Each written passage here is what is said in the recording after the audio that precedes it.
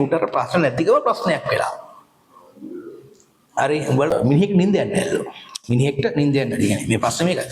ඒ මිනිස්සයා ડોක්ටර් ඇවිල්ලා කියනවලු නිින්ද යන්නේ නැහැ මට කියලා.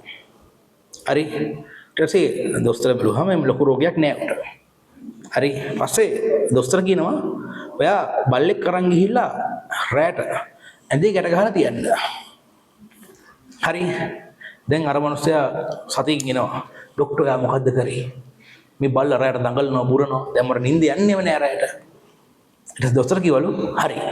ඔයා එහෙනම් තව පූසෙකුත් අරන් ගිහිල්ලා එහා පැත්තේ බදින්න කිව්වලු. දැන් පූසෙකුත් අරන් ගිහිල්ලා බදිනවලු.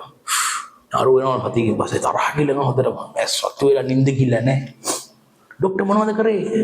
රෑ මුන් දෙන්න වලියල්ලනවා. මට නිදා ගන්නම් බෑ කිව්වලු. දොස්තර කිව්වලු හරි. දැන් ඔයා බල්ලයි පූසයි අයින් කළා ඉහළ නිදා ගන්න කිව්වලු. එදා රෑ උට හොඳට නිින්ද යනවලු. මොකක්ද මේකේ තේරුම? ප්‍රශ්න නැත්තේ නෑ යාලට. හරි වැරදුනා. හරි ප්‍රශ්න නෑ කියලා දන්නේ. හරි ප්‍රශ්න තිබ්බට පස්සේ තේරෙනවා ඔයා හිටියේ හොඳ තැනක් කියලා. හරි දැන් ඔයදලින් හොඳ තැනක ඉතින් උටට ප්‍රශ්න නැතිකම ප්‍රශ්නයක් වෙලා. හරි උඹලටත් එහෙම වෙන්න බෑ හරිද? තේරෙනවනේ මේ කරප් මේ ගණියකෝ මේක කරලා කලින් තව මාසය තියෙන්නේ. කරහන් හරිද?